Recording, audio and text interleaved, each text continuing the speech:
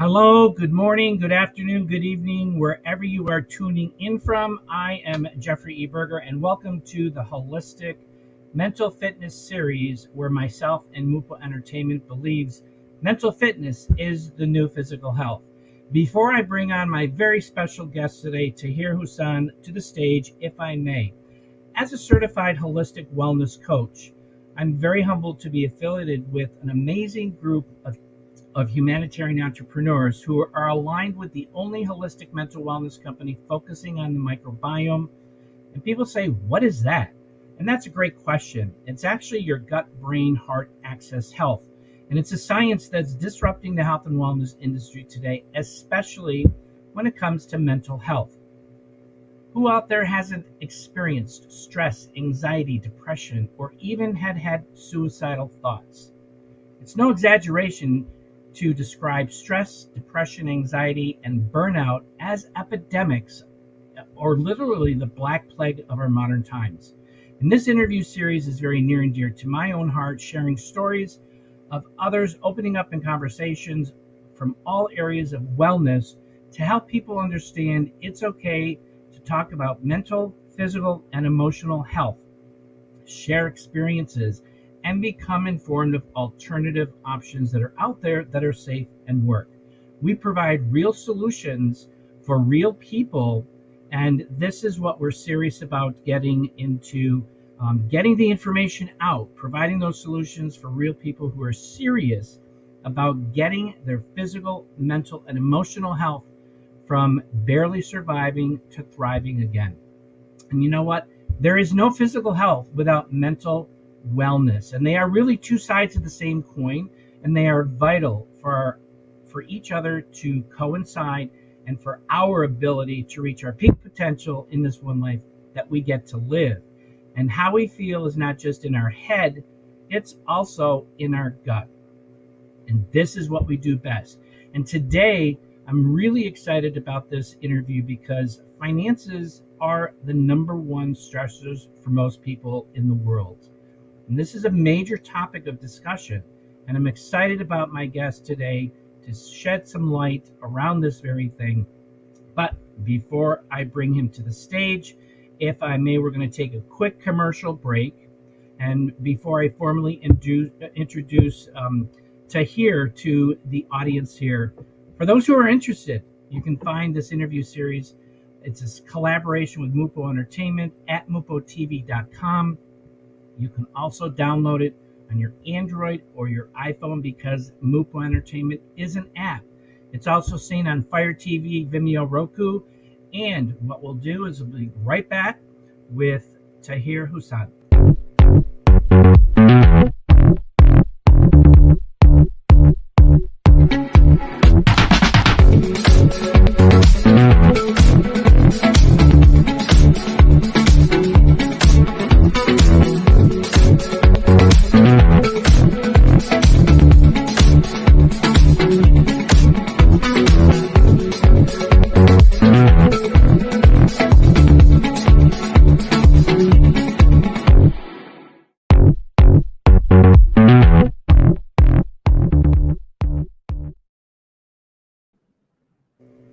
Okay, we are back, and here we have Tahir Hussain, who is joining us from Kuala Lumpur, Malaysia.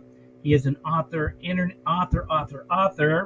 The Unstoppable Millionaire, and he is an international speaker, entrepreneur, life and wealth coach, a real estate developer, just to list a few.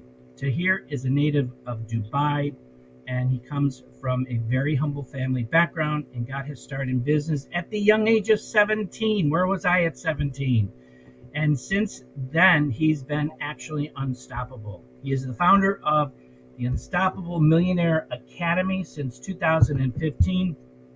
I'm humbled to be his friend, colleague in many, many ways. And two of his favorite quotes: it's in the moments of our decision our destiny is shaped. So let me say that one more time. It's in the moments of our decision, our destiny is shaped. And then your past is not your potential. From any hour now, you can choose to liberate the future. Welcome to here. to season 4, episode 3 of Holistic Mental Fitness Series. Thank you so much, Jeff, for having me. What an honor it is knowing you and being here. And again, I'm humbled, I'm honored, and I'll really look forward to this. Thank you. Thank you very Well, much. thank you. So, before we get started, share with the viewers a little bit about who Tahir is outside of your incredible business and your journey. Absolutely. So, I come from an immigrant family where I grew up in Dubai my entire life, and then went to US to get educated. And then I still remember the day I graduated. I left back to Dubai because I saw the potential of opportunities there. And then, without getting much into business, got into real estate and everything else. I am someone who liked to always think outside the box.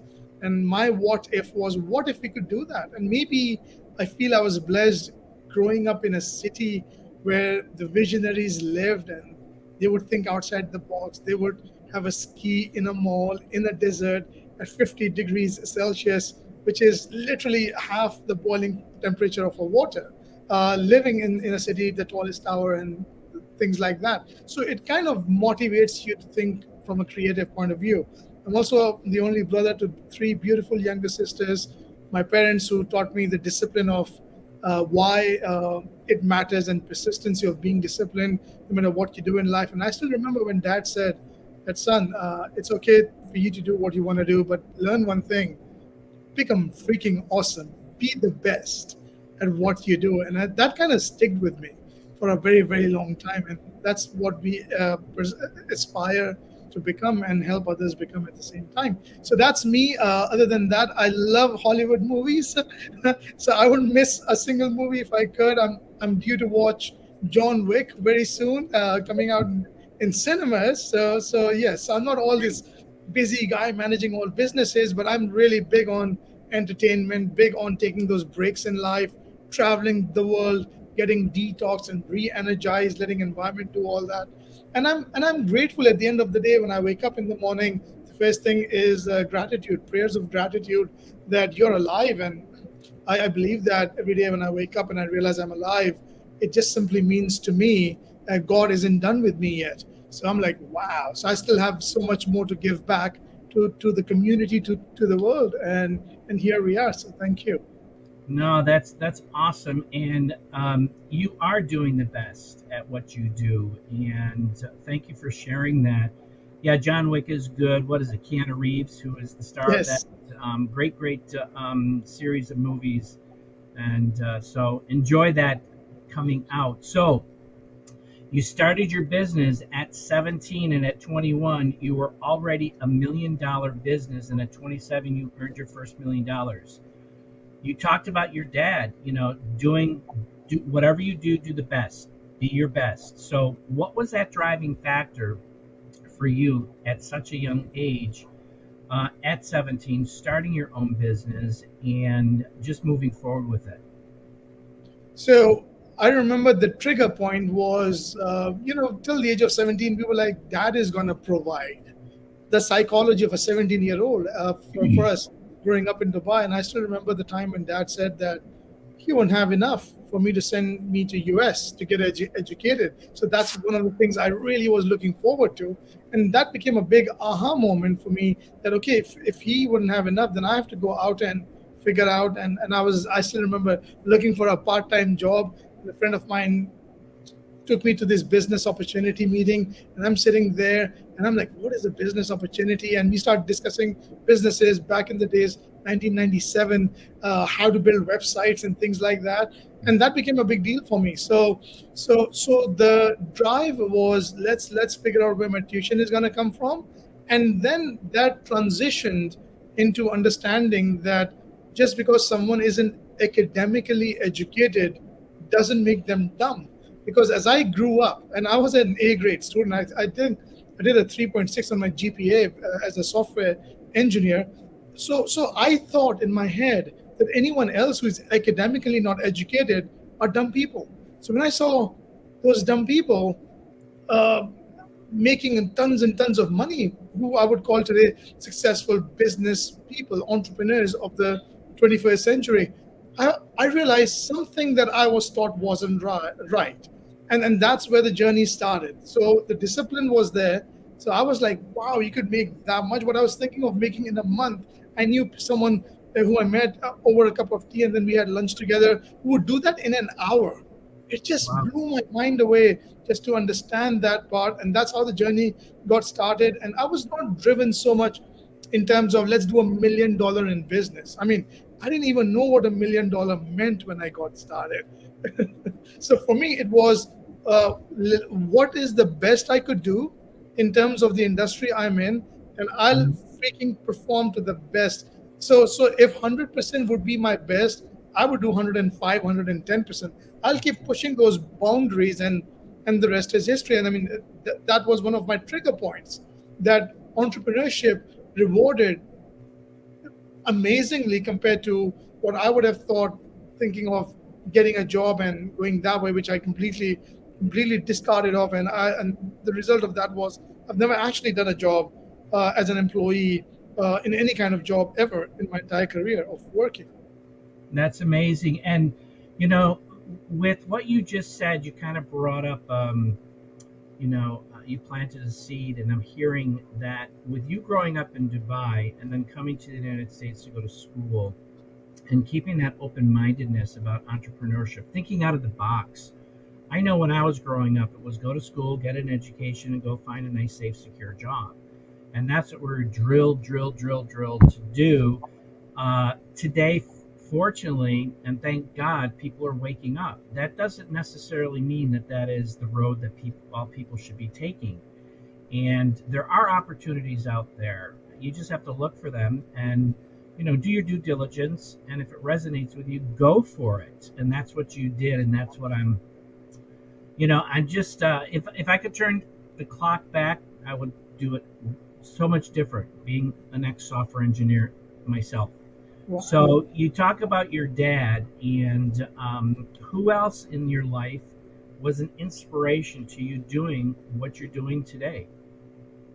Uh, a lot of people. I remember one of the first times back in the days we had Tony Robbins and his team came to Dubai. We were doing this huge conference, and they wanted to show us why we should be at Unleash the Power Within and then do the Walk on Fire.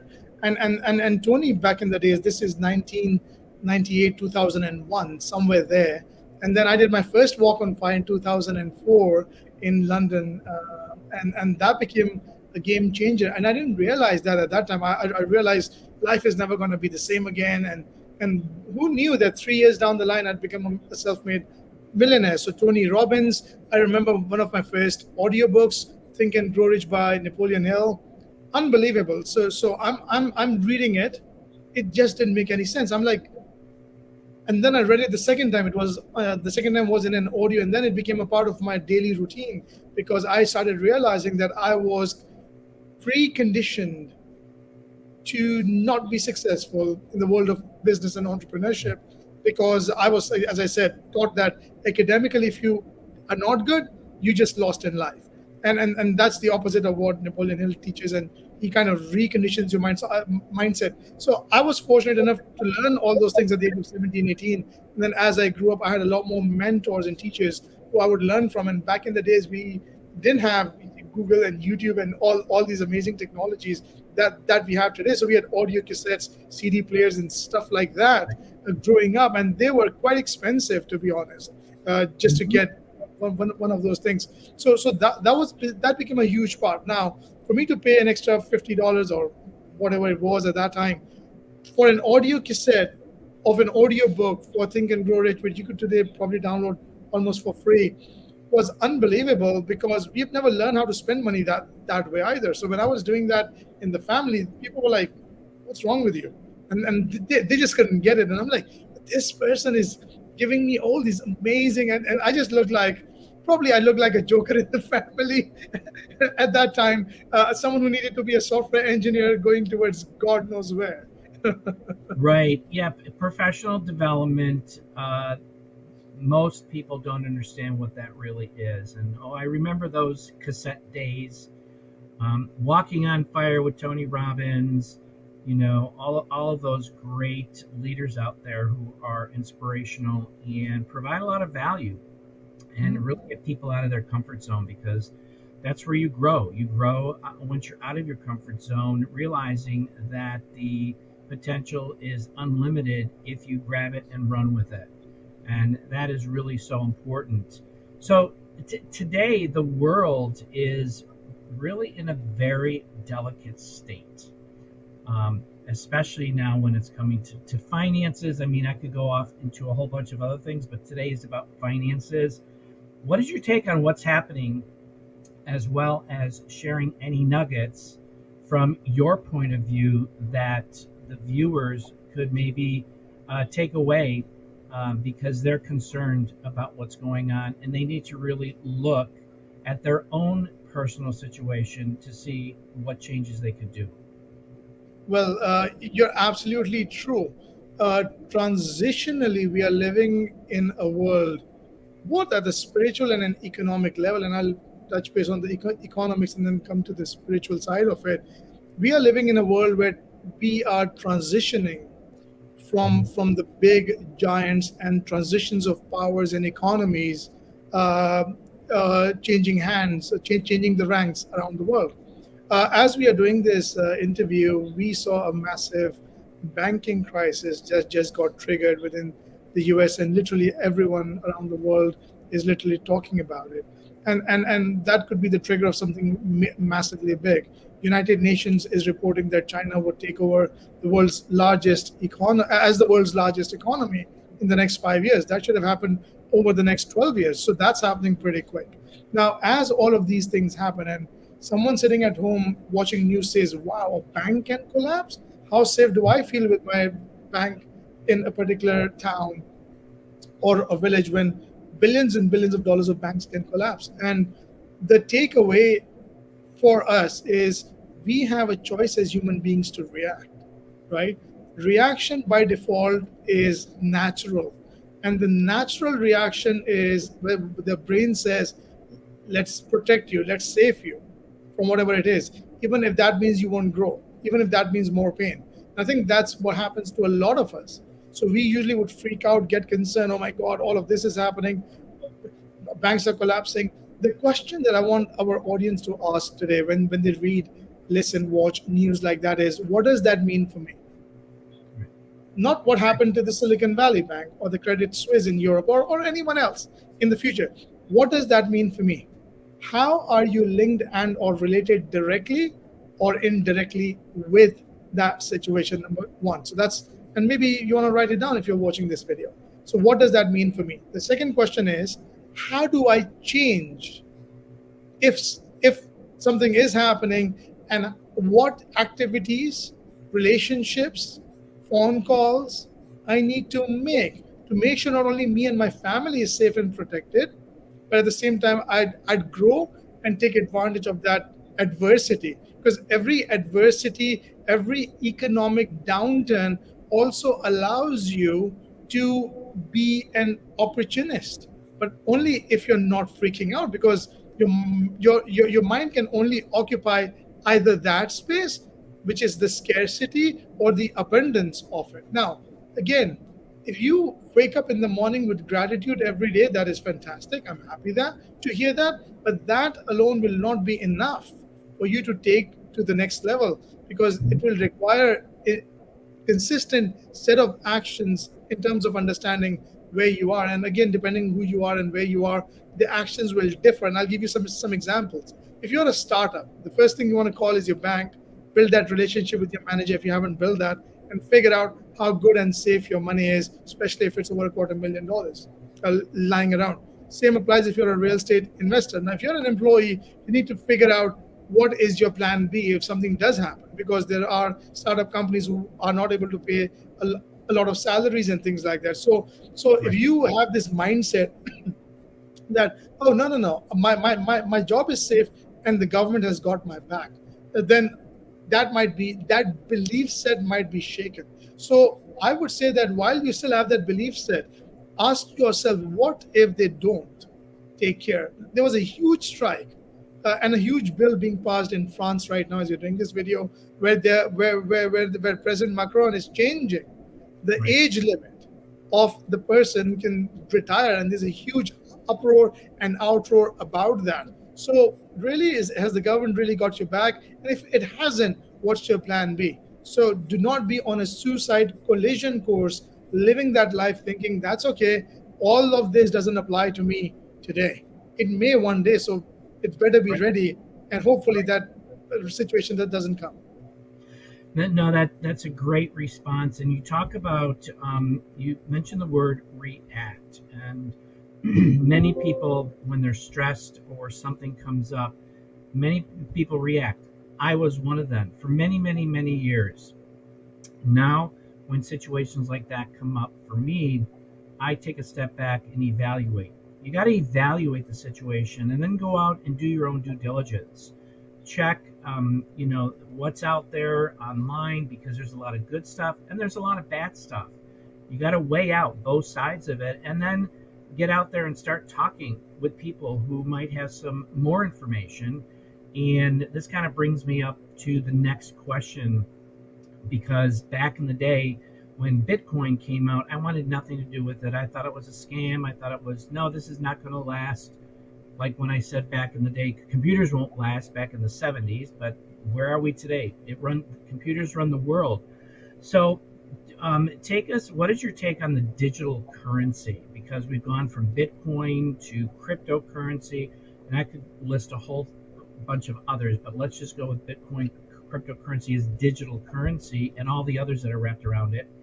And why is it important for people to start taking a look at this? Because of, for the reasons that are happening that we're hearing that digital currency is the wave of the future. Absolutely great question. And think about anyone watching this video right now, think about how much of physical currency do you keep around you? Um, we turned into plastic cards, which started back in the 1950s, and currency somehow went from paper to digital, even then through plastic cards. Now, with the crypto world and the way the blockchain technology works and how the data is stored on the block, it's revolutionizing things beyond what a human mind could comprehend. Now, what does that mean? And it has many applications. It has technological applications. It has medical applications. It has aviation applications. Now, let's look at the financial side of it, right? So, the financial side of that application is when Bitcoin came in. I still remember my story in 2015. Is I was sitting with someone who had a couple of $1 million in Bitcoins, and I'm like, what? And serious businessman, matured, serious, someone I would look up to, and I had no idea what he was because for me he sounded like a cuckoo. He's like, Yeah. yeah, you give me your QR code, and when he was able to transact I don't even know how much it was, maybe 1 or 2 Bitcoins through a QR code like that. I loved it because I am someone who is innovative. I'm someone, if someone comes and tells me there's a better way, my ears are open to listening. And when I realized that he meant that currency could be moved that quick, I realized, oh my God, because we realize, I mean, we do international businesses around the world, and we realize the limitations around paper currency. Right. And that's just movement of money, right? Now, when we look at what paper currency does in that sense, in terms of literally any government can print as much as they want whenever they feel like. What does that leave you with? So in my wealth training, we talk about money as paper currency, literally as garbage, because it is getting devalued over time. And if that's what you value, then you will get poorer and poorer over time, unless that money is used somewhere to buy assets. Simple concept, right? Now with digital currencies, what's happening is movement of money is quicker, it's Hmm. innovative. You could move a dollar, you could move hundreds of millions of dollars, billions of dollars, Right. like that, for a Right. dollar, for $2. So that's one example, and that is why, if you're not looking into digital currency, you should be. Right now, if you went to a website called coinmarketcap.com, you will realize right now the total market value of cryptocurrency is over $1.1 trillion. Now think of digital currency as a country that is worth $1 trillion. That is not someone as a country you wouldn't take seriously. For example, Singapore and Malaysia do over $300 billion economically. That's what their GDP is worth, $300 billion. And Singapore is, people know what Singapore is, right? Where Singapore is. That's $300 billion. Now imagine if cryptocurrency was a country sitting at $1.1 trillion, and you're not taking it seriously, something is off. So I would highly recommend you to take it as seriously as possible and figure out how could you monetize on it. No, that's great, and I'm very very thankful that I opened my doors to that possibility. Couple about a year, well, in 2021 actually, which led me to you, and learning through Lothar and you and all of the other amazing people that are affiliated with the projects that we're working on. So, the Unstoppable Millionaire Academy. You talk about wealth management, wealth growth, wealth education, and this is basically what your academy is all about. First, a brilliant idea. Please share a little bit more with our viewers about that academy that you are having some amazing success with. Absolutely. So the academy was designed to create entrepreneurs of the 21st century. The academy was designed to let people think outside the box. And here's my thesis, my baseline. We do not live in a world today where knowledge is missing. In fact, we have abundance of knowledge. Fingertip, Google, so many other mediums out there. Literally, Harvard universities and Stanford and Massachusetts universities courses are available for free, entire semesters of it for free in online. So we're not missing out on knowledge, right? Then why is it that poor people are getting poorer? So I Mm-hmm. realized that the execution of that knowledge. Someone taught me. We grew up learning that knowledge is power, until my mentor said knowledge is potential power. Knowledge only becomes power when you execute what you know. Execution is power. Execution of that knowledge is power. So it's not how much you know, it's what you do with how much you know is important. So with the Unstoppable Millionaire Academy, our goal in whatever projects we do, whether we're doing wealth coaching, training, women empowerment, we work on mental illness cases, suicide cases, whatever it is, I'm obsessed with results. Whatever modules we have, courses and trainings, is not just about, okay, here it is and all the best. That's not what we do. So sure, we've got my book. You can reach that, but then we if you want to take things to the next level, my obsession is what would change in your life after you've gone through one of our modules, one of our courses. Not just wow, it was amazing. Let's no. Right. That that is motivation. That is good, but that is not enough to take you to the next level. So my goal is use that information, knowledge, what takes in a human being to inspire in a way that they get motivated to make that change in their life. I think that is easier said than done. It's a lot of work because human beings are different, entities, corporates are different. So we put in a lot of work into all of this across the world, and I'm proud to say that the book itself is in over 61 countries, as I'm speaking in two different languages, English and French, and many more to come as well. So that's what the Unstoppable Millionaire Academy does. That's awesome. And this, you kind of tied in my next question because because of what you're doing, and the power of giving back and paying it forward is a driving force for you.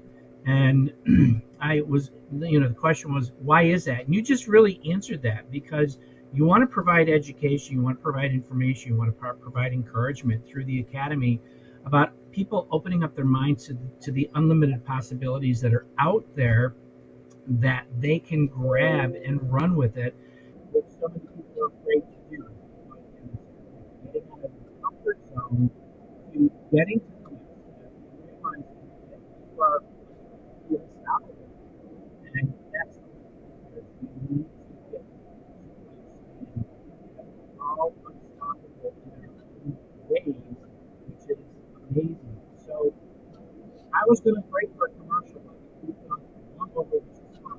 That's what Jeffrey, I'm losing your voice. Can't hear you. Can you hear me now? Is Yes, it better? perfect. I Okay. can. Okay. So yeah, I was going to break for a commercial. We're long over, and that's okay. But I wanted to definitely get into this next. I got two more questions for you before we wrap up here. Fractional ownership is a term most people have no clue what it's about, and it basically is a way to jointly own real estate. And we have partnered together in such global commercial real estate opportunities available for people who are looking to get some better results with their investments. Share a little bit about what this is for our viewers. So when we were talking about thinking outside the box, I made my millions in the real estate industry back in Dubai at the age of 27, right? And it was conventional real estate. You buy and make money or develop Right. real estate. Fractional ownership allows you to own a square feet, an inch, a meter of a property across boards, across the border. And one of the things, I'll tell you right now, a person who buys one apartment and a person who buys the entire floor in a building, although the apartments can be next to each other, the real estate deal is different. You can never outperform a bulk sales that is done in real estate. Buying one house versus someone who bought 10 houses, the deal is always different. But the market price is the same for both the houses, even if they're next to each other. So if you only have that much money, you're always at the losing end, believe it or not, right? And how do you know that? Look at banks, look at big corporations who owns literally cities and towns, and you'll understand why do they make the profits that an average person can own. Fractional ownership allows you to tap into a massive project or projects or developments that a company is doing and allowing you to own a fraction of that. It's a concept which wouldn't have been possible without the blockchain technology. And we spoke about that just now, right? So Right. blockchain technology allows you to own that square feet, meter, whatever that be, across different countries, across different projects. So what do you do? Because of blockchain, click a button and you own it. But at the back end, imagine there's an entire team of people, entire group of investors who are traveling, going, finalizing, looking at the property, renting it out, making sure the appreciation happens. All of that is happening. And what do you get to do? So the click of a button, own that real estate. It's just mind boggling. And it's just a new concept. And this is going to become a norm. We just Right. happen to be the pioneers doing it thanks to blockchain technology. Again, we couldn't have done this 10 years ago because the technology didn't exist, but it exists today. And again, real estate is a $1 trillion industry. So that is phenomenal. It's a great opportunity to be one of the pioneers into this arena. Yeah, it's amazing, and I have to say the ROI is way better than what I was getting here in the United States.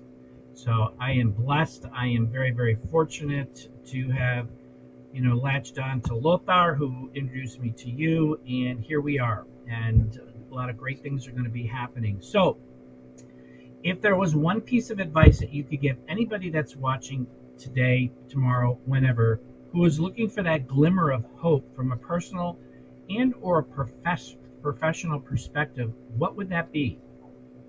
Thank you for that question. It's a lovely question, Jeff. My advice would be that the only thing constant is change. And oftentimes, as human beings, we get too complacent, even if life is painful or uncomfortable, right? And one of the things that kept me going, I was a part of the Wall Street crisis back in 2008. This time around, I'm fully equipped. In fact, we've increased our business by over 300% with the Unstoppable Millionaire Academy in the midst of a pandemic. And why did that happen? Is not because of a pandemic or not because of a pandemic, is because I was hungry. Instead of just reacting, I was ready to learn, adapt, and change. So wherever you are, which part of the world you're watching this from, what has changed in you in the last 30 days, in the last 12 months, in the last 36 months? It's a valid question to ask. And the reason you need to ask this question is maybe cosmetically you think everything is okay with your life, but at a much bigger level, at an economic level, at a global crisis level, a lot has changed on the planet. And if a lot has changed on the planet, a lot of changes will be coming your way because we are still a part of the planet. As Brian Tracy said once, says if you don't like the rules of the planet, change your planet, which is hard. So the only constant should be that change. So go out there, be ready, be fully equipped because we are entering a long winter. I'm not saying this to scare you. I'm saying this to challenge you to the next level so that you get ready and equipped. Perfectly said. I couldn't have said it any better. Tahir, I can't thank you enough for coming on board today, taking the time from your very, very busy schedule because I know you are traveling. You are just on the go, unstoppable. And that is you, Mr. Unstoppable, for being my guest today. You brought so much value. I do know that many of the people who are going to be watching this interview are going to get some great facts, and hopefully it will spark something in their head to say, you know what, I need to reach out to Tahir. I need to reach out to Jeff. And this is what we're all about, is sharing that information, because I believe we all should be living in abundance and optimum wellness, physically, mentally, emotionally, spiritually, and financially. Yes, financially. It's all part of mental health, because finances are a major stressor. Lastly, I believe mental fitness is the new physical health, and we'll see you on the inside the next time. Thanks very much. Thank you. Thank you, Jeff.